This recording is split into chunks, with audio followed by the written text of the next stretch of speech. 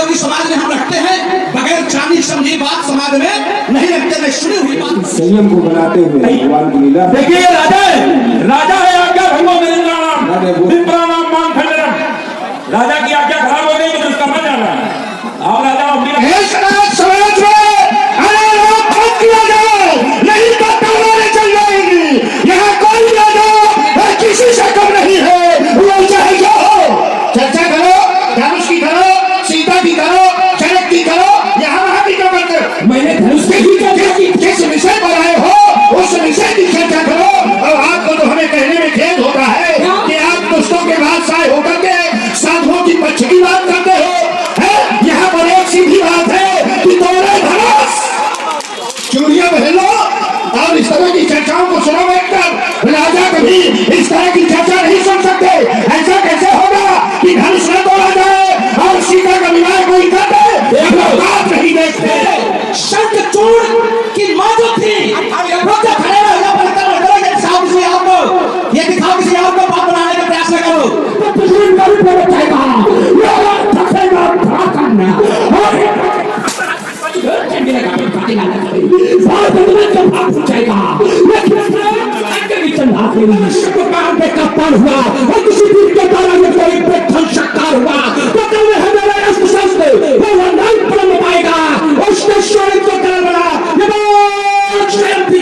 हम लोग यहाँ पर बैठे हैं, वो साधन नहीं, स्वयं जो ब्रह्मा का अवतार है और जिनके लिए जिनसे युद्ध करने की बात कर रही है, जगत पिता रघुपति पृथ्वी भल्लोचन छविलो निहारी, उनको आप सभी लोग देख रहे हैं। ये आप सभी लोगों का हमारा सौभाग्य है कि वो जगत पिता राम जी को हम लोग देख रहे हैं। अस्तु सभी लोग दर्शन करें और अपने अपने घर को वापस चलें। असुर ही भले भूप अनुरागे, भूप अधूप विलोकन लागे। बाण आए रावण बाण। ठीक है, ठीक है।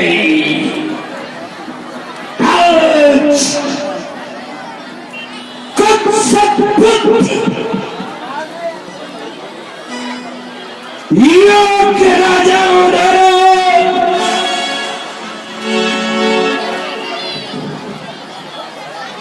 धनुष न टूटे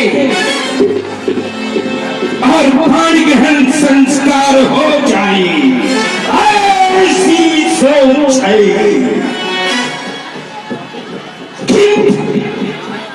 कुछ दुर्बुद्धि राजाओं की सोच इससे बिना धनुष के टूटे बाण गहन संस्कार हो, यह संभव नहीं। बस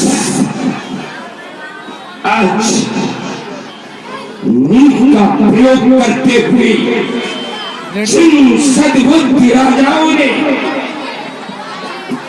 जनक को ज्ञानी और ज्ञानी बताया है, आज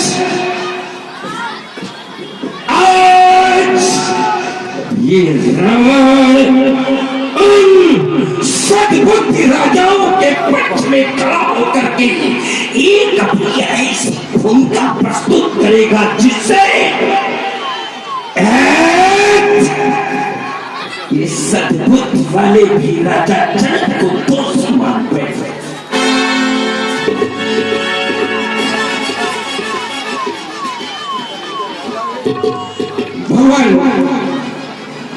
भगवान शंकर के भगवान पिता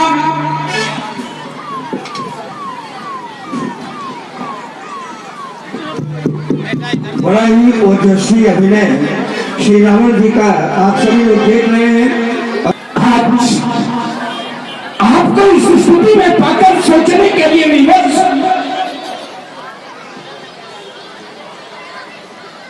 एक समय वो था जब ये जनमानस ताई कर रहा था। एक समय वो था जब ये जनमानस हाहाकार कर रहा था। संकट की इस विषम परिस्थिति में जनमानस की वेदना को हरने का भार लिया आपने अपने सबल कंधों पर, और जब ले लिया आपने अपने सबल कंधों पर, तो बंद हो गया जनमानस का हाहाकार, बंद हो गया जनमानस का करुण क्रंदन, पोंछ दिए गए जनमानस के खून के आंसू। और आज इन्हें बलवेदी पर चढ़ा दिया गया।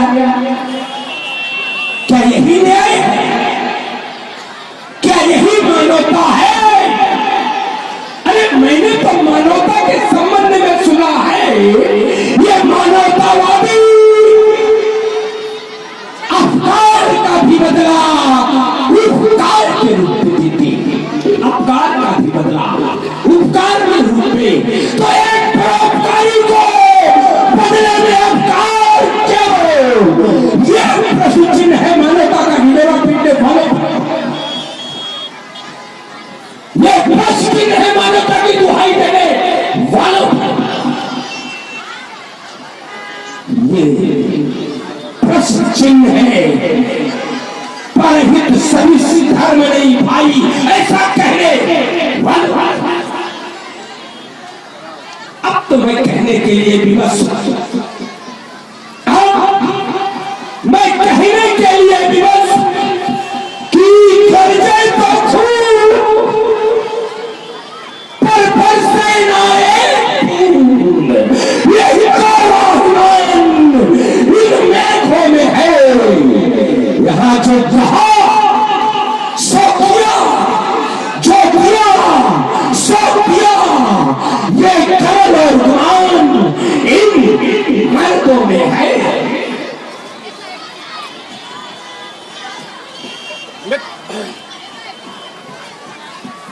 मिथिला समाज के मध्य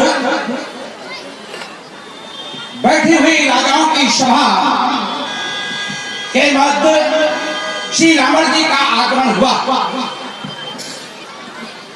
श्री रावण जी के द्वारा समाज में एक उद्बोधन, और उद्बोधन की प्रथम प्रस्तुति में श्री रावण जी का वक्तव्य कि मैं साधु राजाओं के पक्ष में खड़े होकर के मैं अपनी वार्ता रख रहा हूं, क्योंकि साधु राजाओं के हृदय की भावना है कि धनुष न टूटे और सीता का विवाह अमुक के साथ हो जाए। कम बात सुनो भैया, बढ़िया। मैं समझ नहीं पाया कि एक कम बात दुष्ट राजा के द्वारा दुष्टता को त्याग करके साधुता का ग्रहण करना कैसे हो गया। जो दुष्टों का नेतृत्व करने वाले था, आज वो साधुओं का नेतृत्व कैसे करने लगा।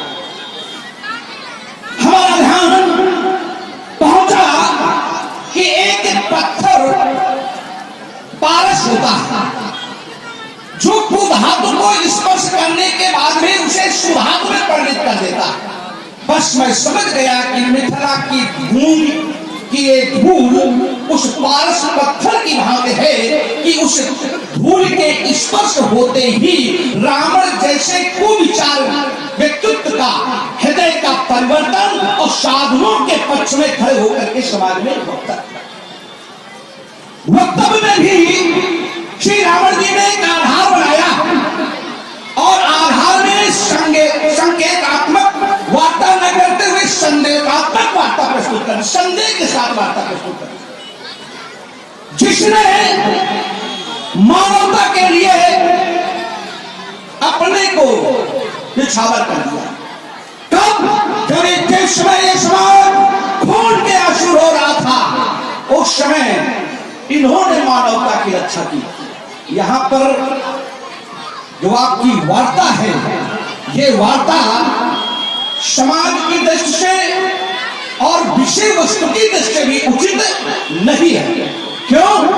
क्योंकि इनके द्वारा किसी भी प्रकार का कोई परोपकार किया ही नहीं गया, और इसी के साथ ये जानने की अपेक्षा से इनके द्वारा कौन सा ऐसा परोपकार किया गया है, मैं श्री रावण जी जानना चाहता हूँ, और अल्प विराम के साथ यही पर वार्ता को विराम देना।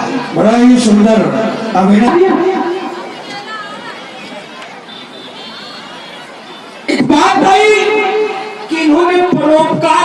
किया?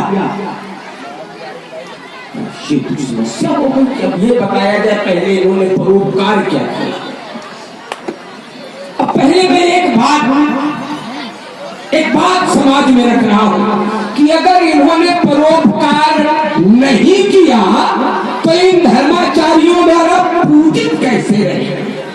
क्योंकि देवरात से लेकर के अब तक पूजे जाते रहे। अपने क्रम में इस प्रश्न का उत्तर देना एक बात। दूसरी बात मैं एक सीधे प्रश्न का उत्तर सीधे दे रहा हूं। दूसरे क्रम में एक सीधे उत्तर कर रहा हूं कि त्रिपुराधीशों का विनाश आपके द्वारा चलिए बढ़िया।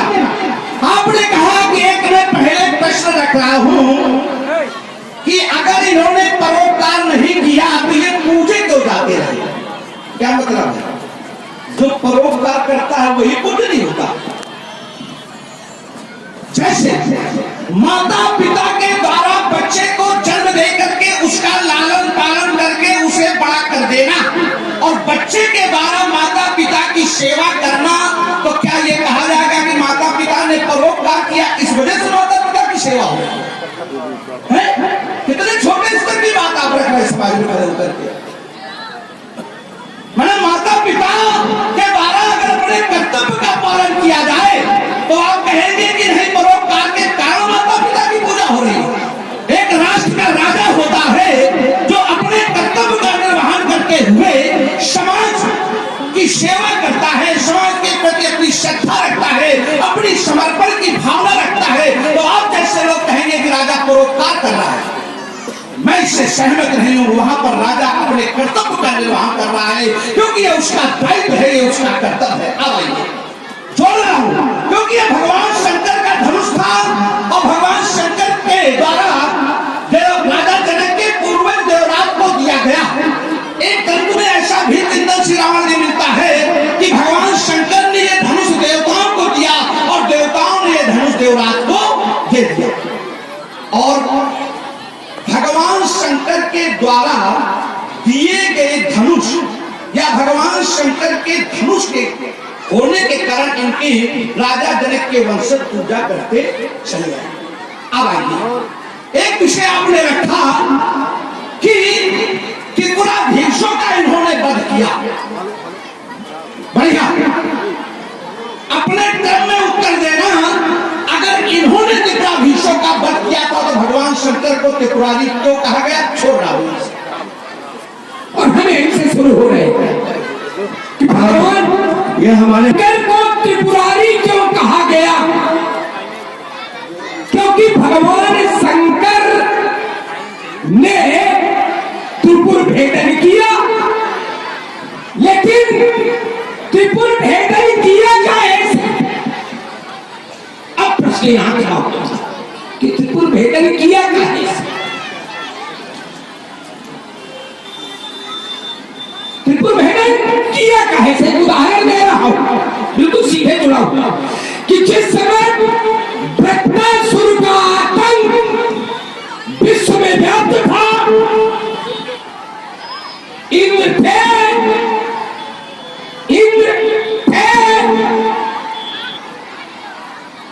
वज्र नहीं था। वृत्रासुर का वध किसने किया?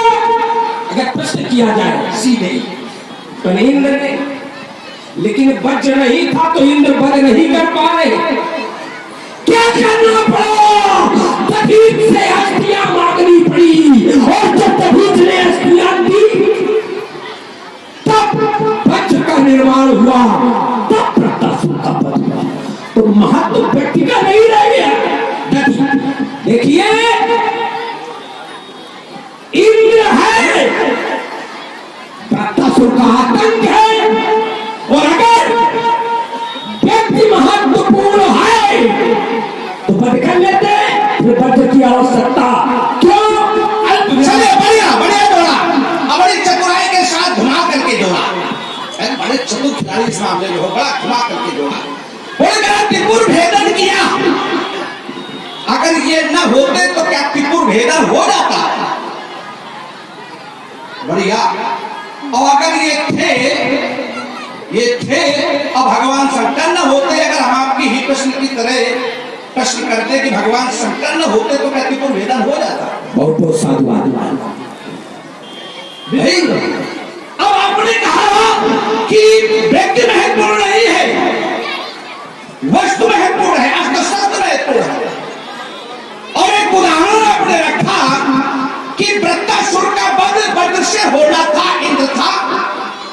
श्री रावण जी इंद्र भी थे और उस समय वज्र भी था, क्योंकि इंद्र विश्वरूप की वध करने के कारण ब्रह्म हत्या से ग्रसित थे और वज्र भी तेजहीन हो चुका था, क्योंकि उस वज्र से विश्वरूप का वध किया गया था। इतना सरल खेल नहीं है जितना सरल आपने परोसा। अब जिस समय वृत्तासुर को जन्म दिया गया, उनके पिता त्वष्टा ने क्रोध के वशीभूत होकर के इंद्र को मारने के लिए पुत्र प्राप्त किए कि यज्ञ किया, और उनसे सामाजिक दोष हो गया। यज्ञ में आहुतियां देते समय उन्हें यह कहना चाहिए था कि इंद्र को मारने वाला पैदा हो, लेकिन क्रोध के कारण उनके मुख से निकल रहा था कि इंद्र से मरने वाला पैदा। तो वृत्तासुर का तो इंद्र से वध ही होना था। हम आपकी सारी बात को स्वीकार कर लेंगे, इतनी ईमानदारी इसको स्वीकार नहीं करेगा। दधीच ने अपनी अस्त्रों को दिया, वज्र का निर्माण हो गया। काहे तुम्हारे पिता भी वहीं पर खड़े थे, या तो आपके पिता विश्वप्रभा भी खड़े थे। रुक जाओ, लेकिन रुकिए, नहीं सुन रहा, आप देखिए, सुनो तो पहले तो भाई, ये तो जबरदस्ती सुनो। तुम्हारे पिता भी वहीं खड़े थे, तुम्हारे बाबा पुलस्त भी उस युद्ध में थे, यहां तक कि अगस्त ऋषि भी उस युद्ध में थे, अंगिरा महाराज भी उस युद्ध में थे, और सभी इंद्र की विनय उन्हें कर रहे थे कि तुम वृत्तासुर का वध करो। काहे वज्र था, तुम्हारे पिता जी उठा करके मार देते वृत्तासुर को। काहे वज्र से तो मरना था भाई, वज्र से ही तो मरना था आपके कथनानुसार। तो वज्र था, तुम्हारे पिता मार देते, तुम्हारे बाबा मार देते, अगस्त जी मार देते, अंगिरा जी मार देते ना। तुम्हारे बाबा खड़े होकर के इंद्र की अम्में विनय कर रहे थे, और उसी समय तुम्हारे बाबा के द्वारा इंद्र को नारायण कवच धारण करा करके फिर इनसे प्रार्थना की गई, जाओ वृत्तासुर का आप वध करो। तो काहे वज्र तो था, काहे तुम्हारे पिता उन्हें विनय कर रहे थे, मार देते वज्र। जैसे अब एक हम आपने जोड़ी, हमारी बात जोड़ने दो भाई। देखिए, आप अभी तक जो रख रहे हैं उसी पर उत्तर कर रहे हैं, अगर हमें भी जोड़ लेने दो भाई, हमें भी तो एक बात जोड़ने दो। हम तो अभी तक आप ही की बात का उत्तर कर रहे हैं, हम बिल्कुल समाज से उत्तर दे, सामाजिक बात रखेंगे। और मैं समझता हूं सामाजिक बात बहुत बढ़िया समझ में आती समाज है। सीमा पर राष्ट्र की रक्षा के लिए अस्त्र शस्त्र रख दिए जाए और सैनिकों की नियुक्ति न हो, तो रावण जैसे लोग कहेंगे कि हमारी सीमा की रक्षा को अस्त्र शस्त्र कर लेंगे, सैनिकों की आवश्यकता ही नहीं है। अब मैं छोड़ रहा हूं, अब हम पहले यहीं से शुरू हो जाए, जो सामाजिक भरोसा कहे, अगर अस्त्र शस्त्र न हो और सैनिक खड़े कर दिए जाए तो क्या रक्षा हो जाएगी? और इसी देखिए, आपने इतनी लंबी कथा सुनाई, मैं 2 शब्दों में उत्तर कर रहा हूं, 2 शब्दों में सीधे जोड़ के कह रहे हैं क्या था? वज्र तेजहीन था, इंद्र थे, उसका आतंक था। वज्र क्या था? तेजहीन था। अर्थात महत्व किसका हो गया? जब तक तेजहीन था वज्र से मार नहीं पाए। अगर इंद्र महत्वपूर्ण है, महत्वपूर्ण, तुम्हारा जोर दे रहे हो कि व्यक्ति महत्वपूर्ण है, व्यक्ति महत्वपूर्ण है, तो वज्र तेजहीन था, केवल मार देते ना। बात यही है कि वहां शस्त्र महत्वपूर्ण है, व्यक्ति तो है, अगर शस्त्र नहीं तो क्या करने का? व्यवस्था ये है, यही व्यवस्था है। किसी को पान करना, एक किसी को पान, इसे साधारण समझ, इसको आप भोजन समझ के करें और बड़ा सुपाच्य भोजन दे रहे हैं, जब हो जाएगा तो हम लोग भी खाने उतरेंगे। नहीं, इसकी चिंता नहीं। फिर हमारा दल कमजोर नहीं है, ये बात ध्यान रखें। अरे तो हमारे बाप अकेला एक पार्टी है। प्राय सभी यही समझते हैं कि हम अकेले काफी, और ईमानदारी से वर्तमान में अकेला केवल एक काफी। आपन चले गदा कर ली है। अगर दूसरा उदाहरण बताओ को वो गया हो लड़ने अकेले, दो लोग अकेले दिखते गए, सब सेना बना के दिखते, इनके खिलते दिखते थे सब रिश्तेदार नातेदार व्यवहारी भाई तो कहना। बड़ा सुंदर अभिनय श्री रावण जी और श्री एक नमुच नाम का दैत्य था, वो वृत्तासुर की सेना का सेनापति भी था। इंद्र ने एक बार नहीं, महत्वपूर्ण क्या होता है, इंद्र है, नमुच है, वज्र भी है, लेकिन वज्र नहीं हो रहा। आकाशवाणी हुई कि नमुच का पद केवल और केवल समुद्र फेन से हो सकता है। तो देखिए, ठीक उसी तरह, हम बात को ज्यादा लंबी न करके सीधे जोड़ रहे हैं, ठीक उसी तरह कि कभी ये बिल्कुल सही है कि व्यक्ति का महत्व है, भगवान शंकर तो सर्वोपरि, शंकर जगत बड़ी सब, वो तो अलग विषय हो गया, वो पूज्य है, सर्व पूज्य है, लेकिन जो समाज से परोपकारी, अरे वो तो परोपकार करते ही रहते हैं। सात्विक शंकर शिव, जो विश्व का कल्याण करे उसका नाम शिव, वो तो परोपकार करेंगे उनका, लेकिन जो समाज से उठ करके परोपकारी की परिभाषा पूछी गई तो हमेशा परोपकार करते हैं, इसलिए वो शंकर। लेकिन परोपकारी किसे कहते हैं, जब परिभाषा पूछी गई तो भगवान शंकर को बता देना चाहिए, उनसे बड़ा परोपकारी कोई नहीं। क्या बताई गई परोपकार की परिभाषा? कुछ लोगों के नाम बताए गए, परेशान उपकारा परोपकारा करते, ये पुरुषा स्वाहानिया भयो चिंताम न करतो परेशान हितम कुर्वन्। तो जब समाज में त्राही हो, उस समय जो आगे निकलकर समाज की त्राही रोकने का कार्य करे, बस वो परोपकारी। और इसलिए मैंने कहा था कि परोपकारी को बदले में अपकार क्यों। करिए, कभी कभी व्यक्ति ज्यादा बोलने के कारण ये भूल जाता है कि हमें क्या बोलना और माने बस 2 शब्दों में, अब फैलाते पूरा रहता है।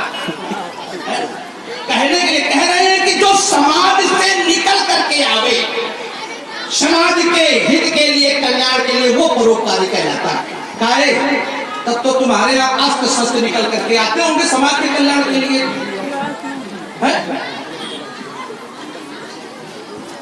माने इतना संयम खोलोगे कि हमें किस धरातल पर रहना है और हमारा धरातल क्या है। भाई आप कह रहे हैं कि समाज जब त्राही कर रहा हो तो कोई समाज से निकल करके आता, तो निकल कर व्यक्ति आता है कि शस्त्र आते हैं। तुम तो अपनी बात से अपनी बात को काट रहे हो। चलिए, आपने कहा कि वज्र तेजहीन हो गया था, हमने कहा था कि वज्र तेजहीन हो गया था, तो कहा इंद्र तो थे, फिर वृत्तासुर का वध हो जाना चाहिए था। अपने मतलब वाली केवल सुनी, और जो मतलब की नहीं थी उस पर न सुना न उस पर गुना। हमने कहा था कि उस समय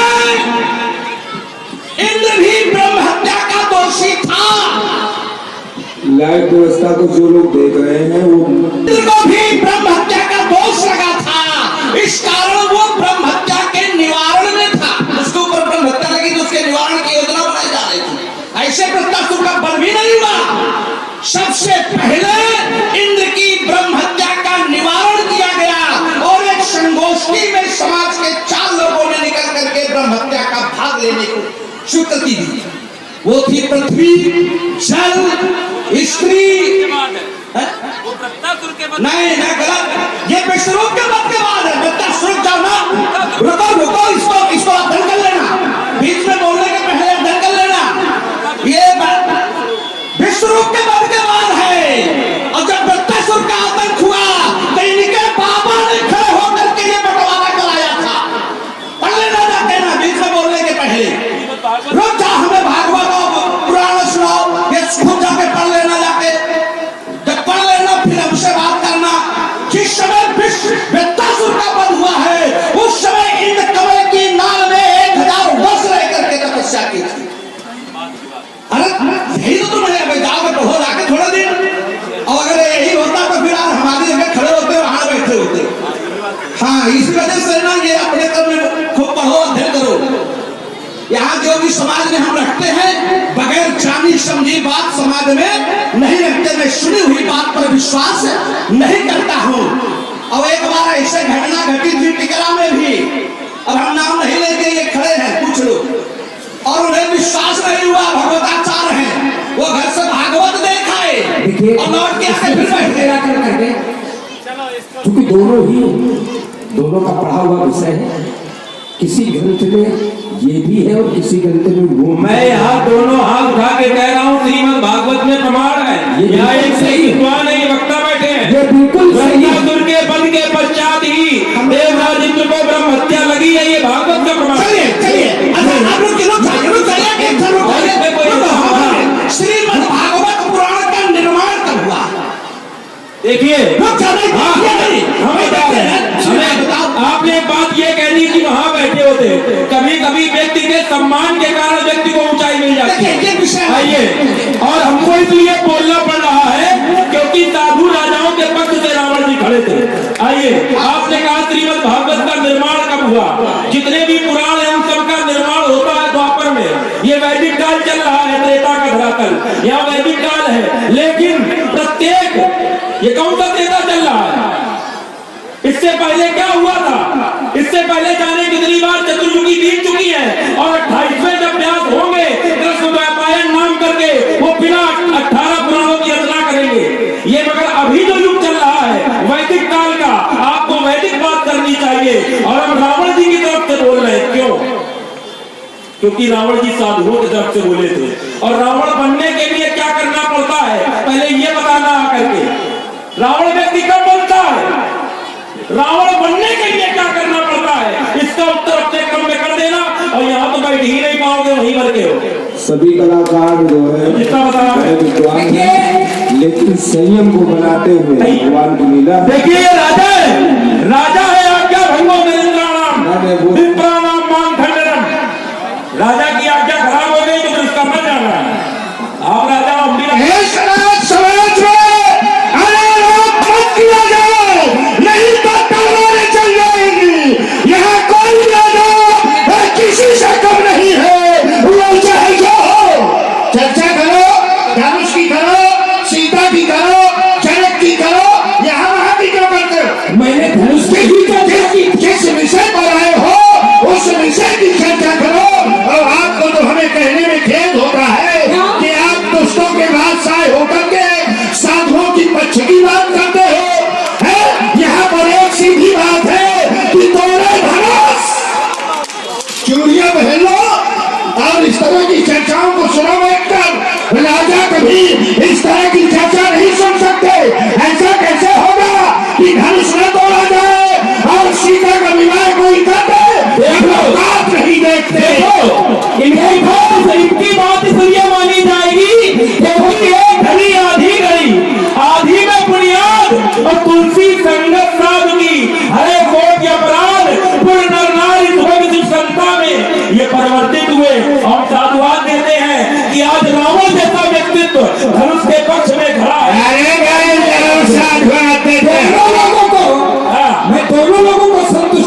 धनुष के पक्ष में क्यों? क्योंकि ये हमारे आराध्य के, तुम सब ये लगाए हो इसको पूछो, अगर आप धनुष के पक्ष में नहीं थे क्योंकि ये हमारे आराध्य के हैं, और जिसे अपने आराध्य और अपने आराध्य की वस्तु से प्यार न हो, निष्ठा न हो, श्रद्धा न हो, भक्ति न हो, उसे ये धारण करने का अधिकार नहीं है। निष्ठा और श्रद्धा हमेशा इष्टिकमत होती है रावण जी, लेकिन इस राज समाज में एक प्रश्न सुन करके ये सभी राजाएं हैं क्या? जो वीर धनुष को तोड़ेगा वो ही सीता को प्राप्त करेगा। अगर कोई राजा गलत निर्णय ले ले तो क्या हम भी भेड़िया धसान हो जाए? अगर लोग सब यही कर रहे हैं तो हम भी वही करने लगे तो फिर रावण और अंत में अंतर क्या? यही तो मैंने कहा था कि तुमने साधुओं का पक्ष कैसे रख दिया? साधुओं का पक्ष लेकर इस राज समाज में अपनी बात रखता हूँ कि साधुओं का एक पक्ष है कि साधु चाहते हैं कि मैं भज जाऊं, धनुष को न तोड़ा जाए, सीधा न्याय दी जाए। क्यों? चुप है। लेकिन ये साधु चाहते क्यों है भाई? ये खाली साधुओं के लिए बात नहीं आई है, यहाँ पर ढाली हुई थी अध विचार सबके मन माही, यहाँ सबका संबोधन है। कहीं देना तो सरल है कि वहां ना बैठे होते, सबका खाली कहीं देना सरल है, ये कैसे है सबके मन माही? क्यों ऐसी कौन सी प्रक्रिया हुई कि सबके मन माही ये है? राम चाप तोरब सकरानी, ये सबका कौन है? ये जिसने राजा नहीं, ये सबके लिए संबोधन प्रजाजन है। यह सबके लिए संबोधन प्रजाजन के लिए है, तो प्रजाजन की ये सोच है, और प्रजाजन की सोच क्यों है? महाराज थोड़ा सा इसमें चिंतन करना है। अब थोड़ा सा एक हमारी बात नहीं, सुन लो। एक ईमानदारी की बात, अगर ये समाज के लिए है तो तत्काल बाद साधु राजा क्यों कह रहे हैं फिर बंजो को धनुष दिखाना? नहीं तो इसमें हमारा निर्णय सुनने पहले संपूर्ण राज समाज में इस बात को हम इस समाज में रहकर कभी सुन नहीं सकते कि निर्भंजो सबसे पहले धनुष है, तोड़े धनुष, तोड़े धनुष। पहले इसको अगर किसी ने बदलने का प्रयास किया तो उसके साथ व्यवहार अच्छा नहीं होगा। तोड़े धनुष पहले तो धन से तोड़े, फिर उसके बाद ब्याह आओगा और बिन तोड़े को कुंवर ब्याह, बिना तोड़े कौन सीता के साथ विवाह कर सकता है? हम भी तो देखें। लेकिन इस बात का क्या होगा जो सब ये कह रहे हैं राम चाप तोरब सकनाही? बहुत सुंदर प्रश्न। आपका उत्तर कहां से आएगा जो सबके मन में है? असमति सबके मन माही, राम चाप तोरब सकनाही। आखिर ये क्यों हो रहा है? इसका कारण है क्योंकि रूप के सौंदर्य के आगे, रूप के सौंदर्य के आगे, रूप की वीरता के आगे सारी वीरता समाप्त हो जाती है। और है क्या? रूपशील तुम साक्षात सीता है और सीता के लिए ही तो हमने ये वार्ता रखी है, इसलिए हमारा निर्णय जो है हम सीता के लिए कुछ भी कर सकते हैं। चलिए आप लोगों की वार्ता हो गई। एक प्रश्न मैं समाज में रख रहा हूँ, साधु राजाओं का जो पक्ष लेकर के खड़े हुए हैं। साधुन संग करवावी सेवा, ये रावण जी का अभियान है। ये साधु क्या रावण जी का इस विषय में समर्थन करेंगे? जैविद हो धर्म मूला, शोषण करे वेद प्रतिकूला। रावण के पक्ष में खड़े हुए हैं ये, तो जरा ये बतावें क्या इस स्थिति में रावण का ये साथ देंगे साधु राजा? खाली प्राकृतिक रुक जाइए, रुकिए, बात हो जाने दो, फिर बोलो, बात हो जाने दो, फिर बोलो। शुभ आचरण बताओ नहीं होई, देव पितृ कुर्बान न कोई। क्या साधु राजा भी इसी का अनुसरण करेंगे? माने मात पिता ने करवाई देवा, साधुष्टन करवाई सेवा। क्या ये साधु राजा भी यही करेंगे?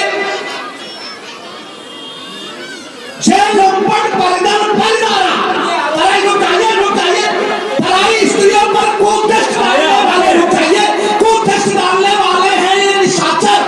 क्या उनका ये साधु राजा समर्थन कर रहे हैं? एक वाक्य में बात आपकी हो गई थी, आप इसको ज्यादा कर रहे हैं। बुद्धिमान लोग थोड़े में जान यही कहने, राजा को अपनी बात एक बार कहनी चाहिए, बार बार बंदी जन बोलते हैं। राजा का एक वाक्य में अपना पूरा भावार्थ हो जाना चाहिए। आपका प्रश्न ये है कि राजा रावण के पक्ष में साधु होंगे, तो उसका उत्तर एक वाक्य में, जब रावण जिस दिन ऐसा हो जाएगा, दिखा आ जाए जिस दिन रावण ऐसा हो जाएगा, उस दिन साधु तो साधु रहे। भाई आज पाप की ईदी अगर इसलिए की है, तो तपस्या की ईदी भी इन्होंने की है। वहां से समाप्त हो गई लेखनी, तीन विविध तीनों भाई, परम होत्र को परम न जाई, कलम तोड़ दी गई। बोले कोई कर नहीं पाएगा, उंगली काटी है कभी सर चढ़ाए गए हैं। भाई रुक, उंगली काटी तुमने कभी?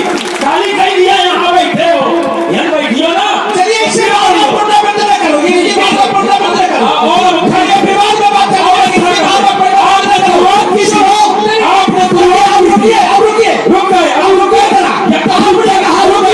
आपने राजा रावण ने जो तपस्या की किसके लिए की? गोपाल जी, मेरा आग्रह है कि जो प्रसंग जहाँ चल रहा था उसे उधर ही ले चले, क्योंकि समाज बैठी हुई है और वो कुछ कहे और आप कुछ कहें, देखिए एक गलत मैसेज आएगा। आप ये हमारा आग्रह है आपसे। सही को जोड़ के दूंगा, बहुत अच्छा जोड़ूंगा। कभी रावण साधुओं के पक्ष से भी खड़ा होता, रावण के बहुत से ऐसे करते हैं जो साधुओं के पक्ष से खड़े होते, और कभी ये साधु रावण से घिरे हुए करते, रावण से घिरे हुए। साधुओं का लड़का है। बड़ा ही सुंदर। स्थिति मैं बता रहा, तुमने कहा देव विप्र गुरुमान न कोई, ये रावण का कर्तव्य है, तो इंद्र का कर्तव्य क्या है? विश्वरूप का पद, और देवगुरु बृहस्पति को अपमानित करके इंद्र लोग छोड़ने के लिए विवश करना। अब बताओ इसमें तुलना कैसे करोगे? छोड़ दो, इसे मत छोड़ दो, यही छोड़ दो, चलिए यही छोड़ दो। आपने कहा कि रावण के लिए आप कह रहे हैं कि गुरु को नहीं माना, विश्वरूप का पद इंद्र के द्वारा कर दिया गया, तुमने गुरु को नहीं माना। आज तक रुक जाओ, आज तक कभी जीवन में बता देना कि कोई एक पश्चाताप किया हो। रुको, बात रखते हो तो ध्यान रखो कि तुमने अगर साधुओं को नहीं माना, गुरु को नहीं माना, कोई एक पश्चाताप किया हो बता देना। और इंद्र ने अगर अपने गुरु का अपमान किया तो उसके बदले उसे पश्चाताप करना पड़ा, पश्चाताप करना पड़ा। और जब व्यक्ति अपराध हो जाता है, जब पश्चाताप करता है, तो स्पष्ट होता है उसे अपने अपराध का बोध हो गया है, तभी वो पश्चाताप कर रहा है। अगर उसे अपराध का बोध नहीं होगा तो पश्चाताप नहीं करेगा। अर्थात स्पष्ट होता है कि इंद्र को अपराध का बोध हुआ, तभी इंद्र ने पश्चाताप किया। तो मैं आप तक जीवन में कभी रुक जाइए, रुकिए, दो शब्द बोलता है, रावण ने चूंकि अपराध किया नहीं, इसलिए उसे पश्चाताप करने का कोई करे। जब उसने कोई अपराध किया नहीं, क्योंकि रावण क्या है? पाप रूप, तो पाप कर रहा है, ये अपराध थोड़ा। हम जिस रूप में आए हम वो कर रहे हैं, पाप थोड़ा है, ये तो हमारा कर्म है। जिस रूप में आए, पाप रूप में आए तो पाप कर रहे हैं। लेकिन हम धर्मात्मा पुण्यात्मा वो विश्वरूप का मत करें। बात हो गई। अगर आप हमारी बात को बीच में लेते तो छोड़ दो। भाई ईश्वर को किस कोट में रखोगे? ईश्वर को किस कोट में ले जाओगे आप? ईश्वर निशाचर नहीं कह रहा।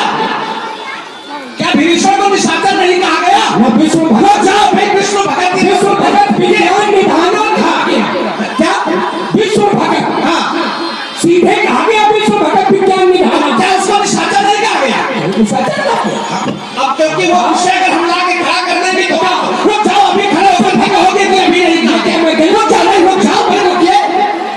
बताइए, रुकिए, जन्म से ही कहा गया उसे विष्णु भगत। हाँ क्या कहा गया? जन्म से उसे विष्णु भगत कहा गया। हाँ तो जो विष्णु की भक्ति करने वाले हैं तो क्या वो निशाचर की कमर में नहीं जाते? अच्छा ऐसा कुछ है क्या? हाँ है, हम दे रहे शंखचूड़ विष्णु का ही भगत तो था। शंखचूड़ जो दम्भ का पुत्र था, जो दम्भ का पुत्र था वो विष्णु का ही तो भगत था। क्या था वो? क्या था? राक्षस असुरी प्रवृत्ति का था। इसीलिए कहा था बहुत सोच के बोलो। शंखचूड़ निशाचर या राक्षस नहीं था, वो दैत्य था। जो शंखचूड़ के पिता दम्भ थे वो दैत्य थे, और जिस समय शंखचूड़ की मां जो थी खड़े ये दिखाओ किसी और को बात बनाने का प्रयास न करो। शंखचूड़ दैत्यों को असुर नहीं कहा गया। असुर नहीं क्या होता? असुर की परिभाषा क्या है? जो सुर ना हो, जो सुर ना हो वही असुर। तो क्या शंखचूड़ सुर था? बताइए भाई, आपने कहा जो सुर ना हो वही असुर, तो शंखचूड़ का सुर था। देखिए देखिए नहीं तो लगे हमला करना बहुत सरल, उसे खेलना बहुत भाई प्रहलाद उसी वंश में हुए, दैत्य वंश में हुए। अब जो भक्त हुए तो क्या उनको भी नहीं कहा जाएगा असुर? क्या दैत्य नहीं कहा गया? ये है दैत्य नहीं कहा गया उसको प्रहलाद को कि दैत्य कहा गया क्योंकि दैत्य वंश में हुए।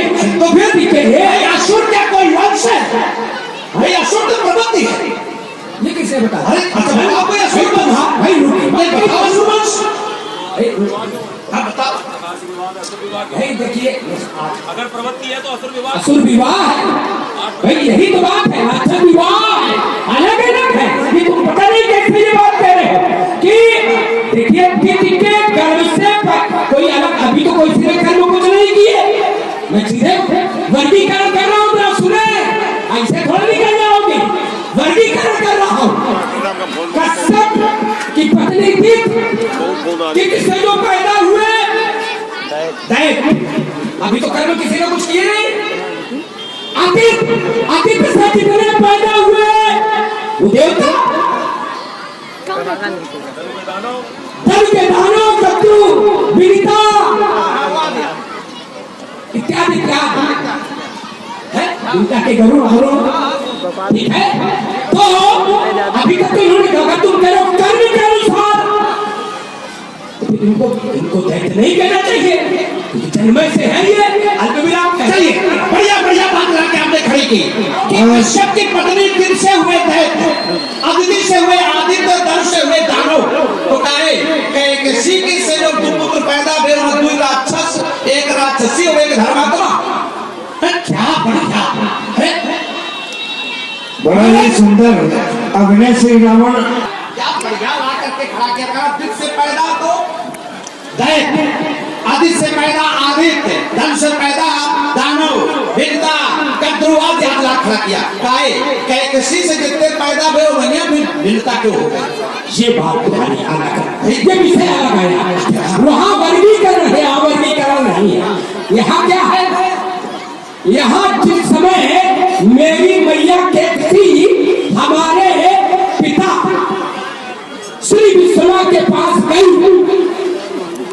उन्होंने कुछ समय रतिदान मांगा।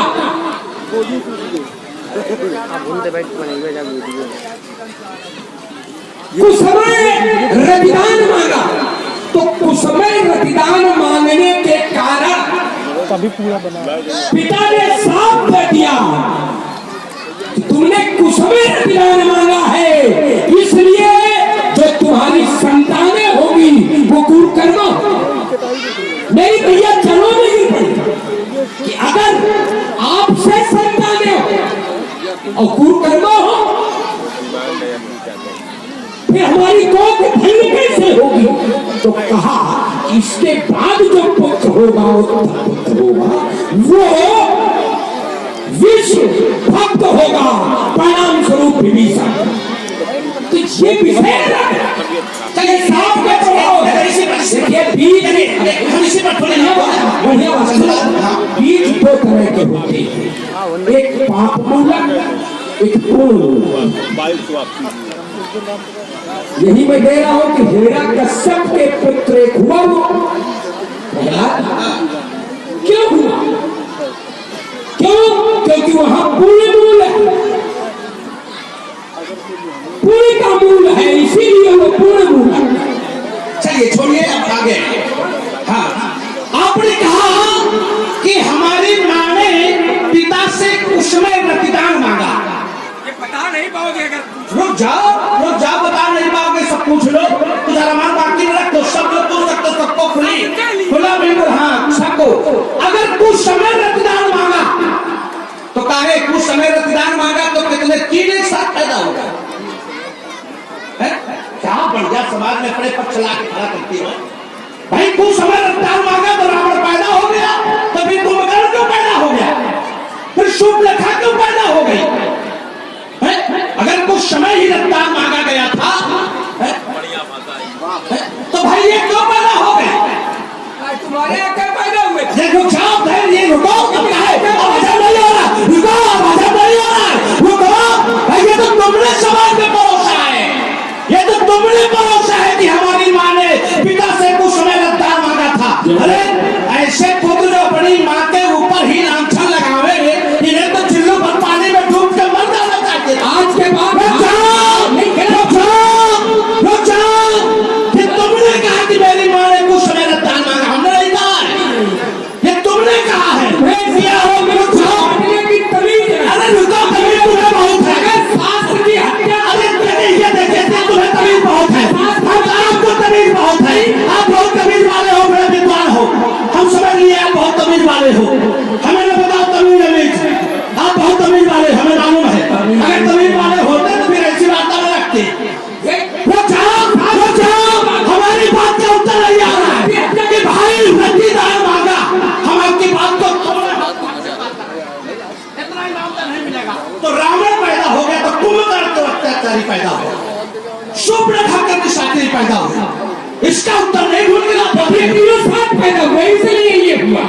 जैसे तुम्हारे यहाँ हिरण्यकश्यप के साथ पैदा हुआ। अगर हम ये पूछ देंगे कि प्रहलाद का बीज आते रहे समाज में, कोई प्रहलाद भक्त कैसे पैदा हो गया बता दे कोई? हमने तो अपना बता दिया कि ये था कारण, और सार गर्भित जिन लोगों ने भी वाल्मीकि रामायण पढ़ी होगी उसमें प्रमाणित। जो चाहे वो देख सकता, उसमें डाल के भी आजकल खींचना। अब तुम बताओ, कोई बना देगी। हाँ छोड़ो तो। और ये हमारे आपने कहा कि तीनों एक साथ पैदा हुए थे।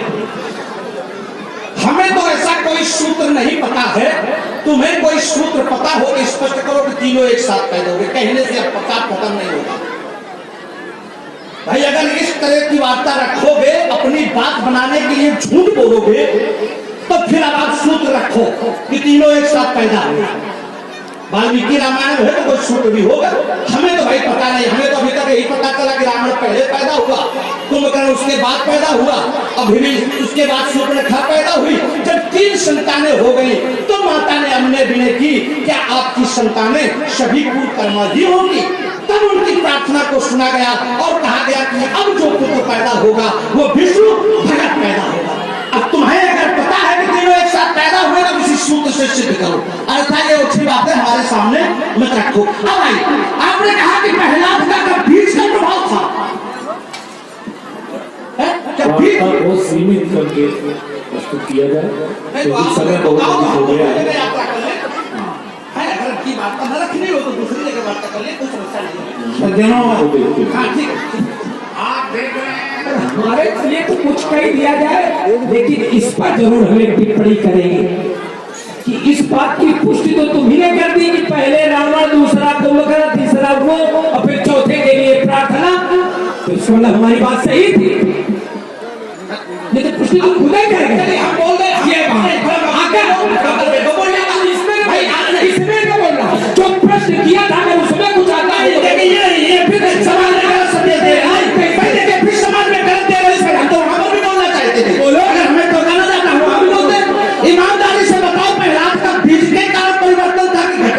बीच के कहा यही तो बात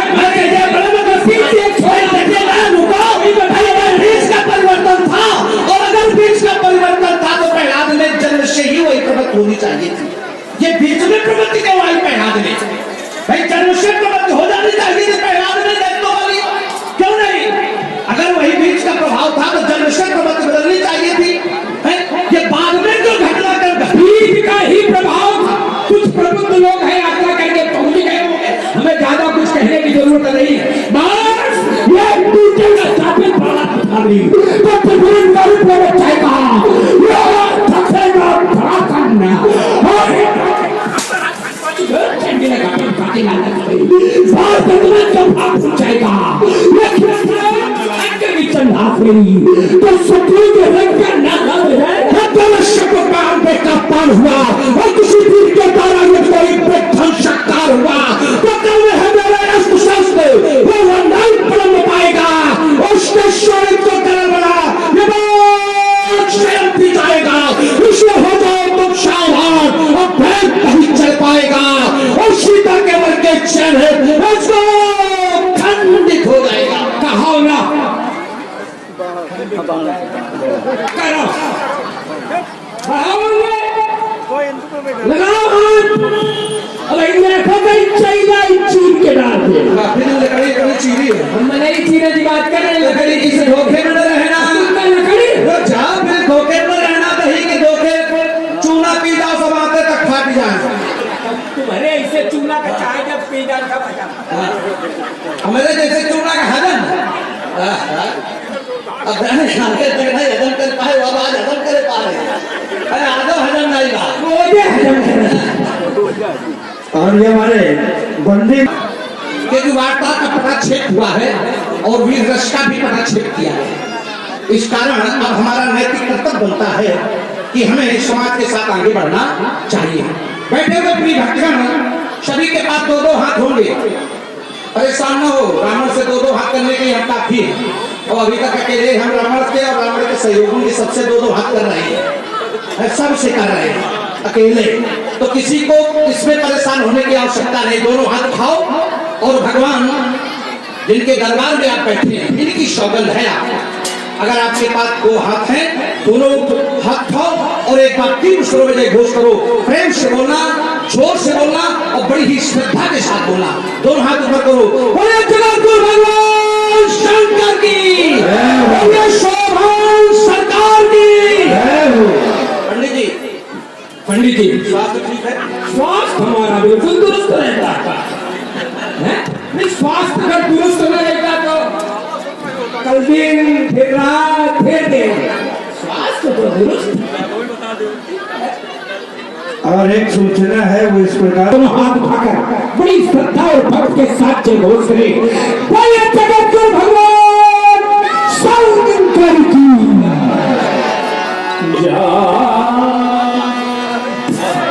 देख रहा हूँ जिनके मन में जैसे विचार सबने वैसा कार्य किया, लेकिन अभी कुछ नेपालों के मन में वह भावना उत्पत्ति है, वह भावना बनी हुई है, तेरे धनुष ब्याह होगा है। तो हमारा भी कहना है, समझने वाले समझ चुके हैं, तुम लोग भी समझ जाओ। तुमसे कहना है जिनके लिए यहाँ पर बैठे हो साधारण नहीं है, और रही बात ब्याह की तो सी ब्याह कर्म दूर कर इन निगम के, और हाँ जीत को संग्राम दशरथ के रंग भापने जीतने भी, जिनको जीतना भी है वो भी साधारण नहीं, और जिनसे विवाह करना है वो भी साधारण नहीं है। इसलिए आपने व्यर्थ में झंझट या किसी प्रकार का विवाद ना खड़ा करें, व्यर्थ में ना लड़े, व्यर्थ मरण जंगाल बजाई मन मोदन की हुड़बुड़ाई, अरे व्यर्थ में लड़ने से या मन के लड्डू खा लेने से भूख नहीं बुझेगी। इसलिए आप सभी लोगों से हमारी सीख है, सिख हमारी सुन परम पुनीता जगदम्बा जानो जी सीता, हमारी इस सीख को मानकर सभी लोग इस सीख को धारण करें, जिसके कारण हम लोग यहाँ पर बैठे हैं वो साधारण नहीं, स्वयं जगदम्बा का अवतार है और जिनके लिए जिनसे युद्ध करने की बात कर रहे हैं जगत पिता रघुपति बिचारी भल्लोचन छविलो निहारी, उनको आप सभी लोग देख रहे हैं। ये आप सभी लोगों का हमारा सौभाग्य है कि वो जगत पिता राम जी को हम लोग देख रहे हैं। अस्तु सभी लोग दर्शन करें और अपने अपने घर को वापस चलें। अस कही भले भूप अनुरागे, भूप अनूप विलोकन लागे। अस कही भले भूप अनुरागे, भूप अनूप विलोकन लागे। देखहि सुर